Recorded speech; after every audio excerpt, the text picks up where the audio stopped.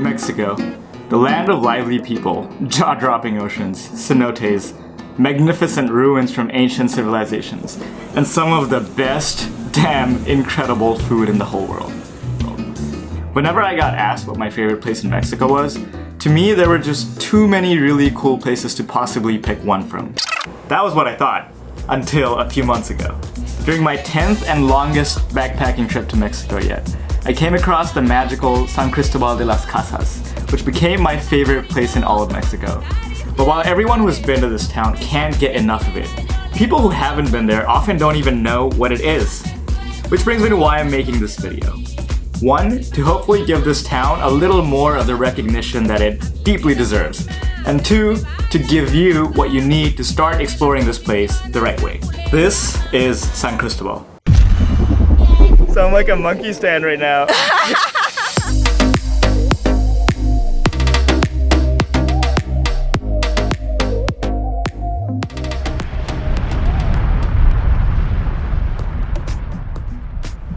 This gorgeous colonial city is in the highlands of the state of Chiapas and is surrounded by mountains and pine forests. It's no longer the capital city of the state, and it's not the biggest one either. But with its cobbled streets and picturesque architecture, it's arguably still the cultural capital of Chiapas. Let's start with the first place we're checking out, and the one that's hardest to miss. Next to the city's main plaza, or Zócalo, is the main cathedral, the most iconic symbol of the city.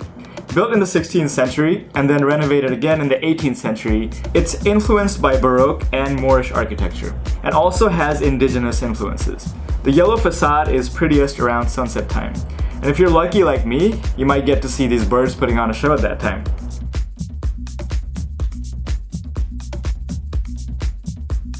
Also pay attention to Plaza de la Paz, the other plaza instead of Zócalo that's directly in front of the cathedral. It's a gathering place for locals and is always full of life. Even in the winter when the temperatures go down to 6 degrees Celsius or 44 degrees Fahrenheit for those of you who are Americans. Right next to the cathedral is the busy walking street of 20 de Noviembre, or 20th November.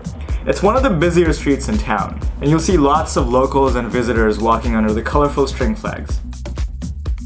The artisan markets are the heart of San Cristobal. The indigenous textile makers and artists are one of the main reasons this city is so popular with tourists today. They're full of colorful handicrafts, traditional clothes, blankets, and handmade jewelry. I got this hat that I really love, and it helped save my ears from frostbite during that volcano hike.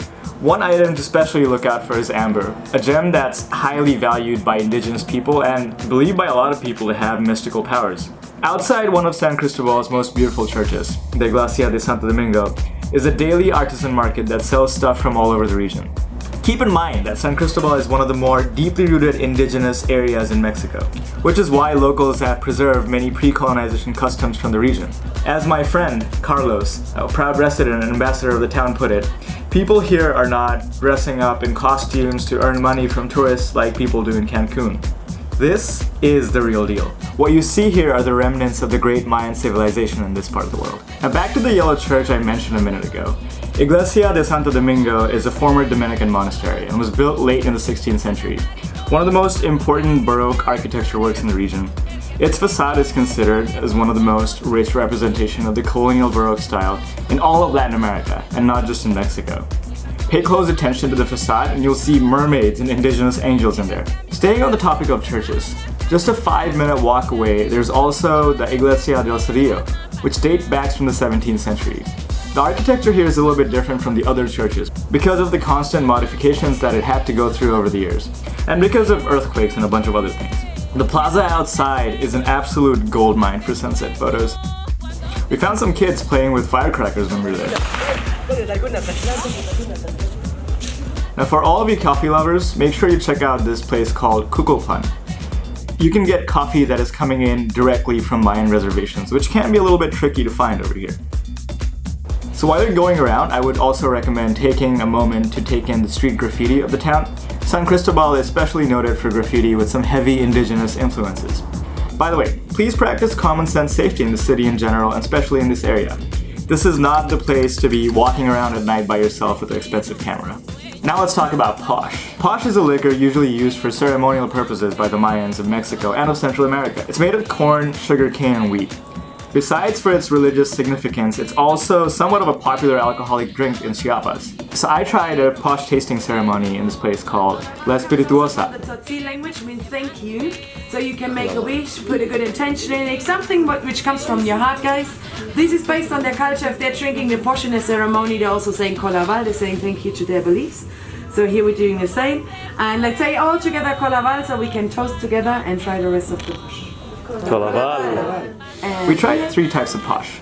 The first one was posh naturale, which is 70% corn, and this one was the strongest one. This had about 45% alcohol. The next one we tried was posh de Jamaica or hibiscus, and this one was 18%, so a lot more palatable. And the third one we tried, which I believe was called posh de cacao, was the best one. This was 18% and chocolate flavored, and it just tasted too good. You might have heard me mention this in my other videos from the region, but Mayans used to drink chocolate beverages during religious ceremonies, and they called it the drink of the gods. So if you're not a fan of alcohol, you can just get some organic chocolate from Chiapas. Interestingly, they had this special Mayan tobacco there too. So I'm not advocating for smoking, but I do smoke sometimes when I drink, and I tried rolling a cigarette with that tobacco, and that was harsh. Another thing that I strongly recommend doing is the free walking tour in the evenings.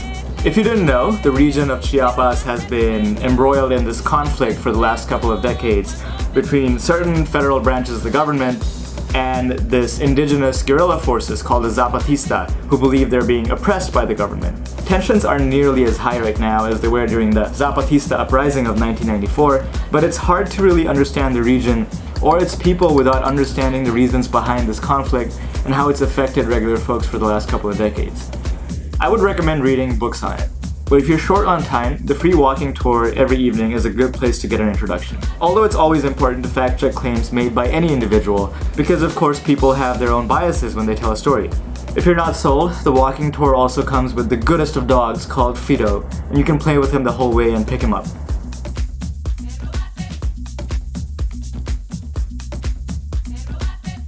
So the next on the list is Sumidero Canyon. This one isn't exactly in San Cristobal, but you have to go here. I was personally debating why I was waking up for this before I went there, and then 10 minutes into the first boat ride I started seeing crocodiles and monkeys and was mind blown. I mean, just take a look at this stuff. I'm gonna shut up and just let you be the judge.